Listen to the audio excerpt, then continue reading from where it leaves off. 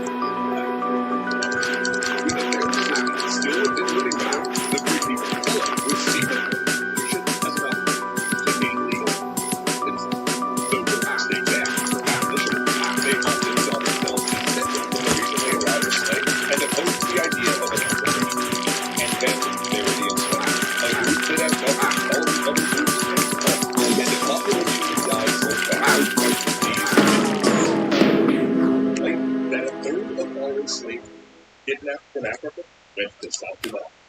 Recently arrived from different areas, they spoke a common French Creole and developed voting, the system of religious beliefs that melded African religious elements with Catholicism. And while any open resistance was put down with violent punishment, including being thrown into boiling sugar, eaten alive by insects, or blown up, the enslaved developed other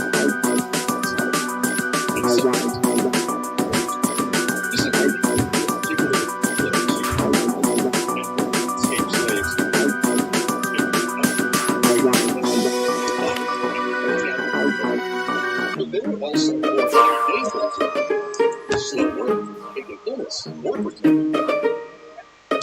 So during the Civil War, that the colony's white population were thoroughly convinced that the enslaved were stupid.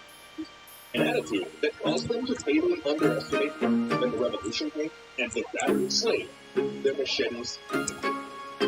Because while there were divisions in class, even among the enslaved, they did have wanted and to put the plantations to its fruition.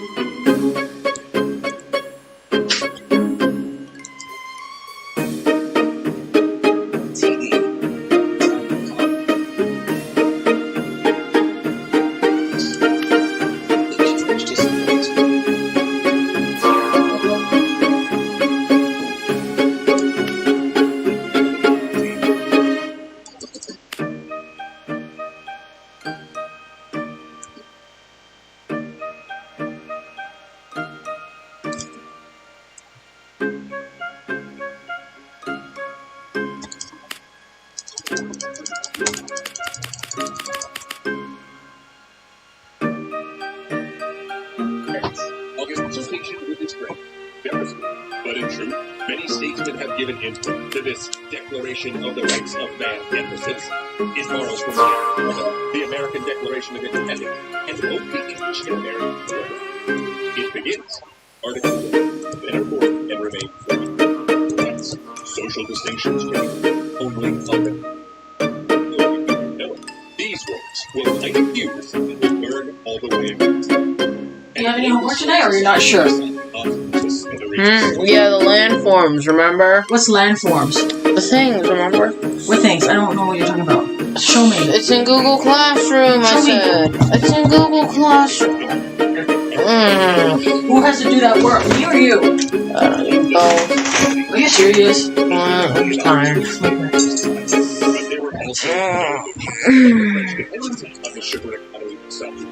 And no abolition was discussed from the mid-1700s. Even the most radical favored of gradual emancipation, with slave owners being paid compensation. A major Caribbean slave revolt. Then when the revolution came, representatives from the big ones, the South Dumont plantation owners, came to the it was decided that the time had come to take the colonies. The big ones pushed for the colonies to have seats in the newly created National Assembly, so they could Caribbean and the United States. And the free people of color, for their part, were well ahead. Years, representatives from South Carolina had been petitioning the company to grant the free people of color rights. And they too saw the revolution as an opportunity to further growth. Originally, they had tried to get the big white man side, arguing that as fellow slaves, the two groups had interests in common. So give the free people of color rights, especially voting rights, and then the two groups together could form a political bloc to defend slavery. The big whites, though, haven't.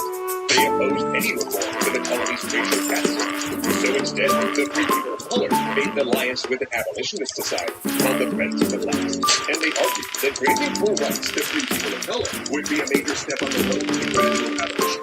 And here's where I'd like to pause for just a second, because this is the last part of the series where things will be simple. Yeah, all of that stuff was just simple.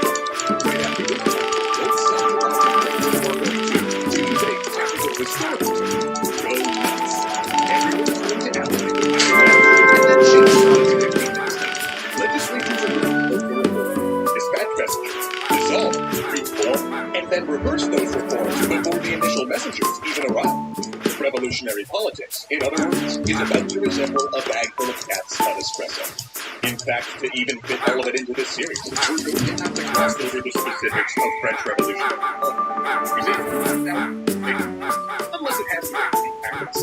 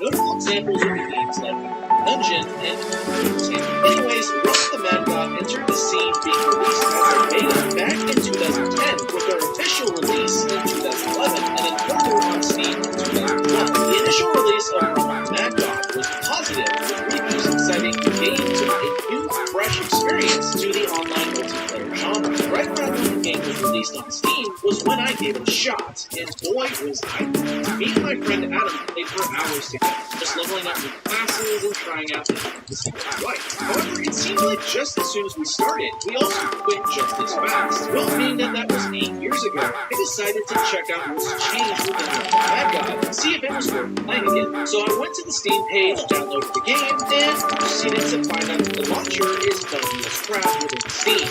Are you kidding me? Luckily, the developers released an updated HD client that actually allowed me to play the game versus the crappy multi-platform that Steam uses.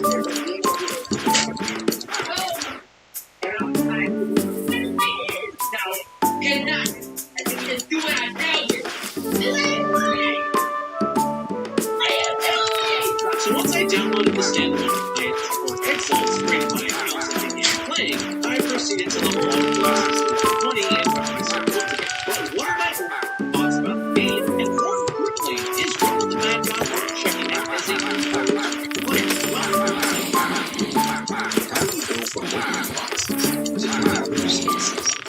From distraction to productivity.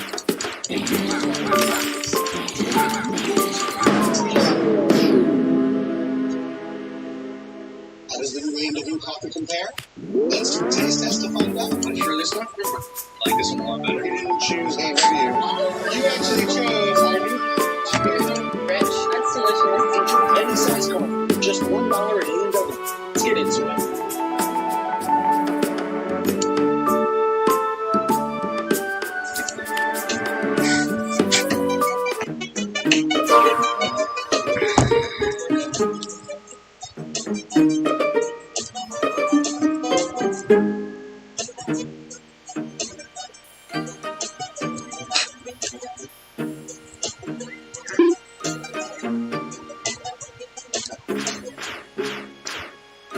The Mad God SX64 can be described as a multiplayer online shooter. Players create characters of their classes with the ultimate goal of defeating Boris the Mad God. When beginning on the game, you are brought into a tutorial where you are taught the basics of the game. Things like how to shoot, dodge, leveling up, as well as being taught that character death is permanent. Yeah, you heard that right.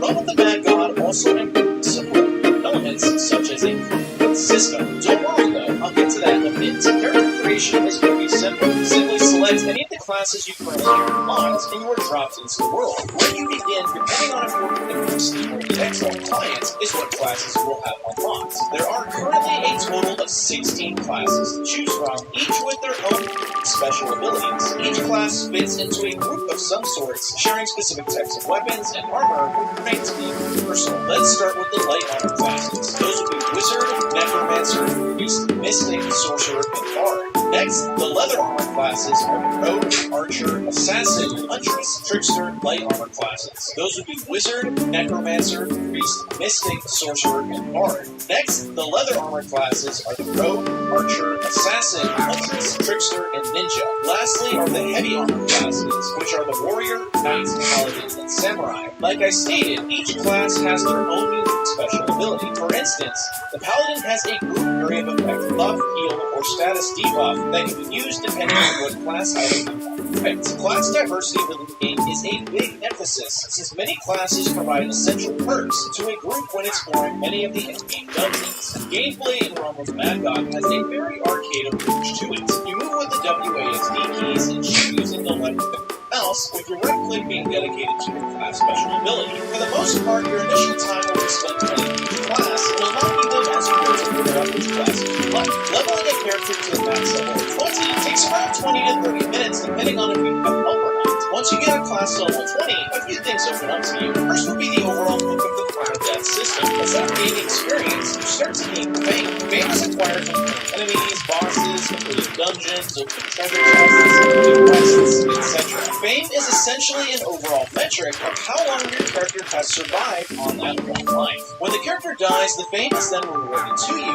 which can then be spent on various items. Besides death, at level 20, you can also begin the process of maxing out your character. Hitting level 20 only gives you a small taste of the true potential of a character. Each class has a cap on each statistic. Health, mana, attack, defense, speed, dexterity, vitality, and wisdom can all be increased further to their cap by finding potions in dungeons or enemy drops that will increase their respective stats further. Obviously, this can be hard to do though, since at any time, especially in the harder dungeons, you can be killed and lose all of your progress, which is why it's recommended to play with friends. You also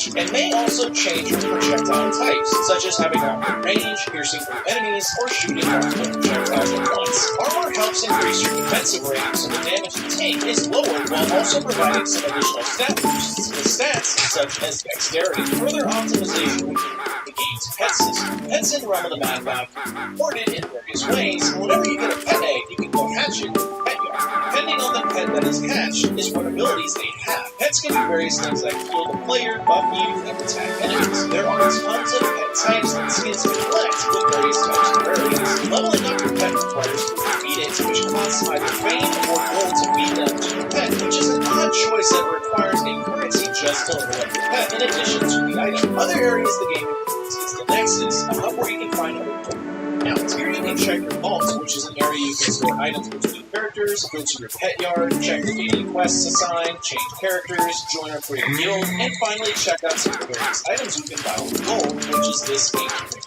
currency. The pet shop in this game is a bit of a mixed bag here. It has me conflicted on things. On one hand, it has a lot of items in the shop that basically need to be effectively. Things like character slots, vault space, pet food, heck, even high-level equipment are in the pet shop. On the other hand, with the high-level equipment or items, it's not overly needed to an extent. For instance, if I were to buy a high-level piece of equipment, I could just lose it the next time my character dies. That's kind of the irony behind some of the game's cash shop purchases. However, it does have loot boxes, which a lot of the newer in-game class costumes are locked behind with really low drop rates. So if you see one of those cool skins you like, odds are it can only be obtained in the box. Unfortunately, as well, there is no way to earn currency or any of these items, so unless you plan to purchase some of these items over time, you'll have a slightly lesser experience. Things like the character slots and vault space are sorely needed considering what is given to you when you begin, since you only start with one 8-slot main chest and literally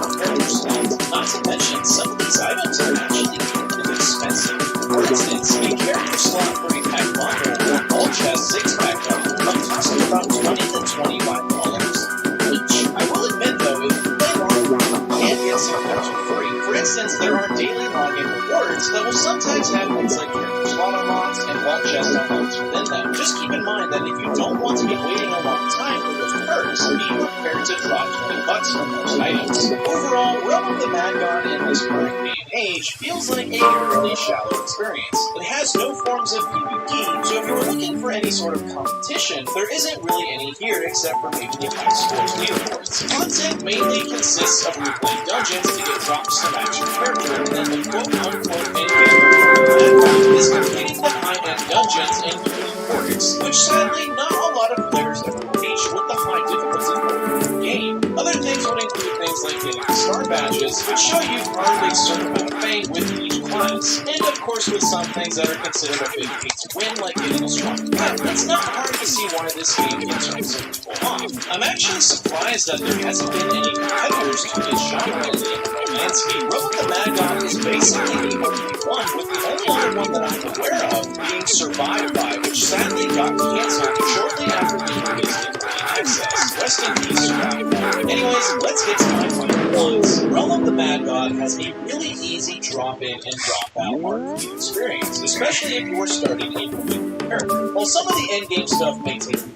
to do, if you want to just hop in and play with a friend, it has a quick, fast-paced experience to do that. The game has a wide variety of class options to choose from, boasting a large 16-class character pool, each with their own unique way of playing. The game has a high skill ceiling, not surprisingly enough. Obviously, the game can be difficult at times, but I haven't even mentioned things like weapon swapping, item swapping, and hockeying. There is a lot to high-level play in Realm of the Mad God. I suggest checking out some of the big Realm YouTubers just to catch a glimpse of what I am talking about here. There is content planned by the developers coming in 2020 and beyond, so the game definitely has support behind it, with Exile looking to leave beta sometime in the coming year for everyone to fully experience as the future of the game. Lastly, the game is very easy to run on just about any modern hardware because of the low graphical style. So if you have a couple friends without a fancy PC to play on, this might be the game for you and them.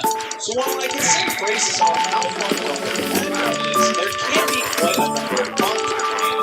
obviously with how the game looks, it takes an 8-bit stylistic approach to its graphics, which not everyone is going to appreciate. While I understand the game is free, Cash Out seems to be a bit steep in comparison to other online games. Essentially, to get a decent setup going, it's going to cost you anywhere from $20 to $30, depending on what's on sale at the time. Things like character slots and vault spaces are definitely what I would recommend to purchase. While that's not entirely necessary if you are a casual player, I can definitely say if I saw myself playing this game for long-term sense, I would need to purchase those things and potentially more as the months go on. Realm of the Mad God is pretty very well with features. Things like crafting, PvP, minigames, etc. are all absolutely lovely. Developers have stated that some features like crafting and moving is something of note to mention in this video. The community in this game is a bit quiet compared to other online games. I only found one player willing to chat with me while everyone else chats to themselves. It could also be the sheer volume of bots and gold sellers in the game. Every single server had a gold seller advertising on its websites that you could buy items from. It's a shame to see this happening in a rather small game, since it's literally one of the first things a new player sees, which can drive them away. Lastly, Realm of the Mad God is not an easy game to get into. It's definitely easy to get to level 20 on a character, but unless you are getting help from a guild or friends, maxing out a character is not easy, nor is getting some decent equipment to be able to properly fight high-end bosses. There is a reason not to reach the high-end gameplay of Realm of the Mad God, but I do have to admit, it's definitely worth it if you can get there. And those are my thoughts on the Realm of the Mad God. Thanks for watching, everyone. After watching this video, are you going to play Realm of the Mad God? Did you already play the game? Let me know down in the comment section below. I always respond to everyone's comments, so tell me your experience with the game. If you like content like this and want to support the channel, I recommend you hit the like button as well as consider subscribing. All those likes and subs really help everyone, so keep it coming. I really appreciate it. If you want to follow me on my social media like Discord and Twitter, I have those links in the description below. Lastly, I want to give a shout out like I always do to my loyal supporters who have been with me since day one. Anyways, that's all for this video, and I will see you next time. Why is AMW's move to grass fed wheat such a big deal? So the cattle are part of the ecosystem here, and really what they do is give back to the soil, which allows the grasslands to thrive. It's a fantastic cycle. I love that.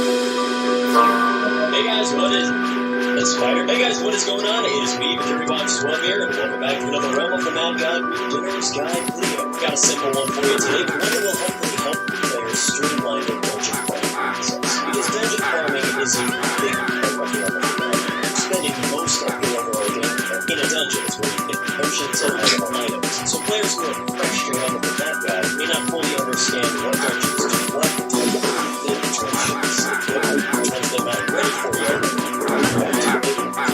An overall summation of the dungeons that you should do and you should not do. Let's go down the line. All the way to the beginner's tier, we have Evergreen, Christmas, and Inspired, all of which are great tutorial dungeons for beginners who just want to learn mechanics and dungeons to get bearings. And after a couple of times, you don't need to touch these. They don't have any noteworthy items or features at the time. About a step above them, we have the Hardwood Jungle Work of Skill. See, and while I really like these dungeons, they also don't drive you to fly. Criminal Jungle does have a decent level set if you're starting out, but it's not something you necessarily have to avoid. If you see one, they're so free, so you're not really going to lose it. Also, same with the health, the chance on the dexterity and some items. Any chances of that happening are so small, better off spending those guidelines is where that's what we're talking about, because that's where most of the dungeons take place. Towards the lower end of the tier, spread points, it's been up to so spread points to be up. So very common, not that rare. And if you level up a trickster, which means the total battle type of boss, really good progress. It drops a guaranteed dexterity potion, and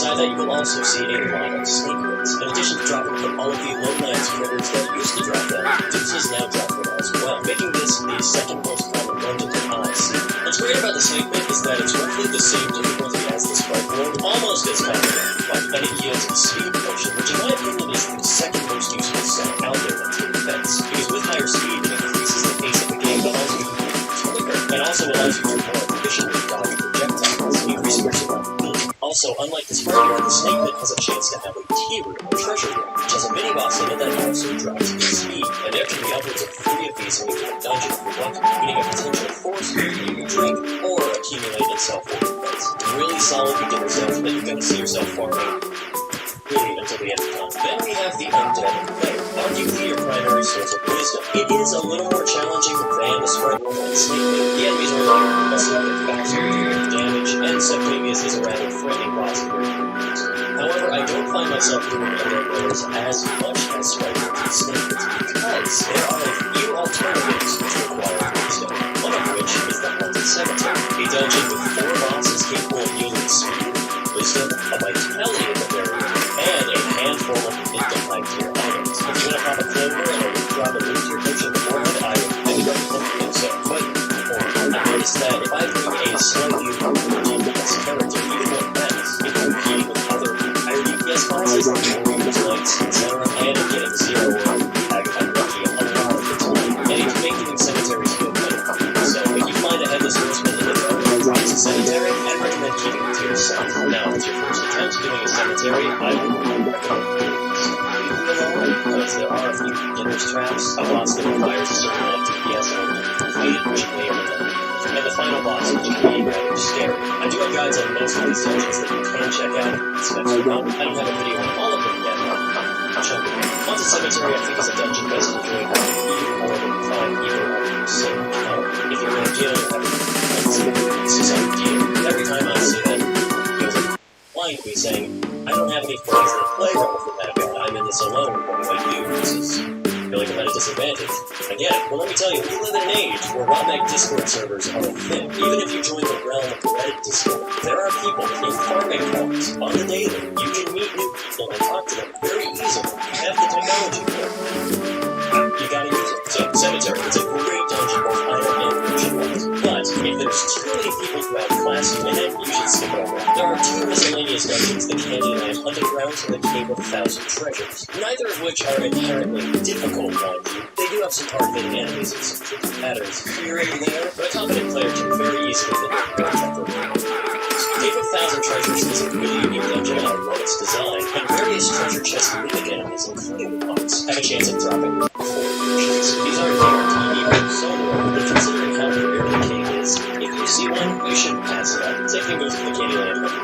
I don't see these very often, maybe one now if I'm lucky, and because the dungeon technically has infinite spawning bosses as well as you clear, you can spend hours in there grinding potions as soon as you can. The problem with the RNG drops in this game is that while the Candyland does yield infinite loot, you can also get infinite nothing in a mixed bag. But again, the rarity of these 2 dungeons, so you should try them in so they can be very. Now we move on to the ones which, as I said, I believe most of them stacking. New players are playing it's essentially not having any defense enemies to do easy damage to it. Just they have max defense and good armor. It's more difficult. It's a reasonable amount of damage that you can manage. When you get a Divine Pet, it's easy. The Toxic Sewers is the only dungeon that drops a defense guaranteed as its main draw. However, this is much more difficult than the rest of the Snake Pit world. It's long, sewer water cities you go in, getting health, and there are a lot of enemies that can drain your health very quickly. The Abyss of Demons isn't very common, because while it is the same difficulty, it can be somewhat faster. It really depends on the enemy. So you also use to drop your defense and vitality if you can explore outside of dungeons. Now Jagged has reverted it back to its original state somewhere, only drops into a third point hill. However, like the Sprite World, it has a chance of dropping defense only. I'd say about 1 every distance I could get defense. Sometimes I'm only and any treasure will also drop defense. Over there is like so even though these are main source of defense anymore, I still find myself acquiring a lot of them.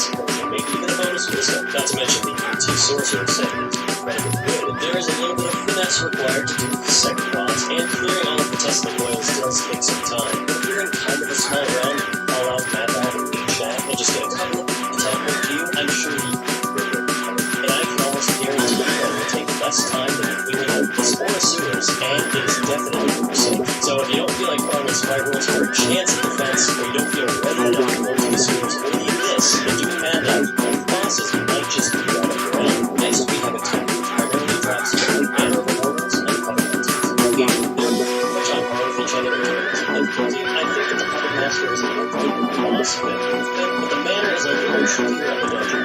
Here, before I go to conclusion. With a little bit of practice, I think that manas can be started even without max defense, and it'll take a little bit of time. And I think it's definitely more possible than Soul Defeat, because the puppet master is kind of a tricky boss, especially with his recognition plays. Like with the Madlab, I recommend calling it out to get a couple of points to teleport to. Also, Mana of Portals is a much less complex inventory, I think, maximum of equal 4, and that's if they drop to a chance to make a way on. These are two important sources of attack. Once you have max defense, there's not really a particular order that you have to follow to do other dungeons, because that's your most basic step. It's what dictates how well you play. For anyone who doesn't have a farming character to get out of that defense, I would say stick with Spire Worlds until your max dexterity, alongside market statements, until your max speed, then start going into Madlab trying to max your wisdom and defense. If you don't want to wait until you have that defense, then you're taking enough to start attempting sewers and abases with PvP items. So once your defense is high enough, you're going after the themes and mana is good. Simply, you still have any other things to fight out. Speed, and the secretaries to finish the job. Anyway, tabs and higher level. Now for the adventure dungeons that drop specific adventure goblins. Each zone is a random dungeon that doesn't drop any potion, and it's very rare, so it hardly exists. Davy Jones' Locker from the Ghost Ship. This is a good dungeon, I like it, but it only drops an attack and a wisdom, two potions that are very easily acquired from other, more common places. If you see one and there's a bunch of people going in, you can give it a shot, but it's not the most time-efficient dungeon ever. Mountain Temple, the Jaded Garnet statues. Don't do it. It's a very difficult dungeon, it's once per realm, and it hardly drops any loot you can skip. Same with Lair of Draconis, unfortunately. A lot of people love this dungeon, and they're different to it. I like the bosses. So, but because all 5 of them drop a chest, the loot that you get is once again very fickle. The amount of times I've got 0 from a chest more than outweighs the amount of times that I've got actual loot.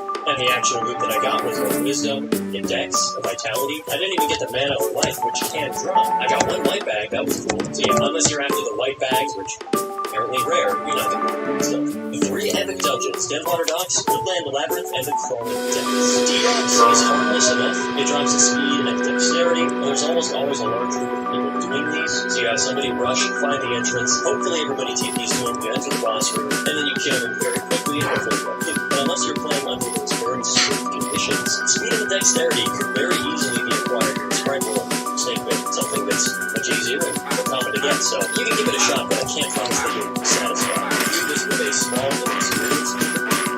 Woodland Labyrinth, it's once per realm, drops vitality, and boss is kind of a beginner's journey. It's to kill you, skip. The Crawling Depths is the only one that I can really say is worth your time, and that's only towards the tail end of the journey, as it drops to the end, which is usually a 7 to 8 step, and that's because it's rarity and expense. Same thing with the oceans that Tony and I find myself getting all these way more than sequence. Ocean Trails is the most common for mana, plus a really nice, somewhat common coral set. There is almost always an enormous point doing these because they want to get a chance at that jug. And the Ocean Trench is a nice bonus because it is a large group of people at the time that they say that you shouldn't be afraid of dying to enter.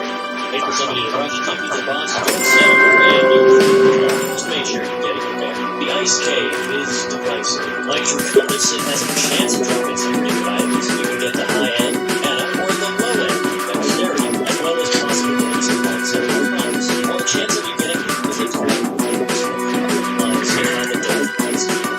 The Ice Cave is such unless a take you a long for a chest that you might not even get. You see one, you don't be ashamed of the decision. Surprised that you get 0. Now we have Tomb of the Ancients. The most profitable dungeon in the game. It's how I max life on all my characters, it's how I used to pay for things, it's how I stay afloat. Tomb of the Ancients has 3 bosses that can all drop life, the most valuable potion in the game, and has possible treasure shards that can stat potions, and the white bag retrievers that are very good.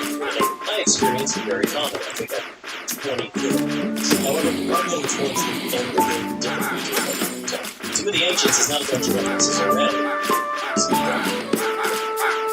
As such, this is something you can dabble with from the beginning series like completions until you're for it. The next is even harder to learn, mainly for the boss. Some of the minions can drop deaths and death. A boss can drop a life, or some greater deaths. But you know what else drops a life potion? The tomb. Only 3 of them, and it's easier. Do that. Now, the Shatters is one of my favorite dungeons. I love it. I just did a guide on it. I think it's fantastic. But this dungeon was designed for experienced players who put their skills to the test, and to have a chance of getting some really good accessory items. The loot that you can get is a defense, attack, mana, and life, if you get played so bad in all 3 bosses. For a guy who's only been playing for a few weeks, maybe a month or 2, this dungeon should be consideration. It can take you a very long time to complete. It can take you a very long time to master. And there are so many other dungeons that are easier to access that yield the same if you are. In terms of time efficiency, the Shatters is not something that you need to consider. You feel you're up to the challenge and give your shot. The heck of it.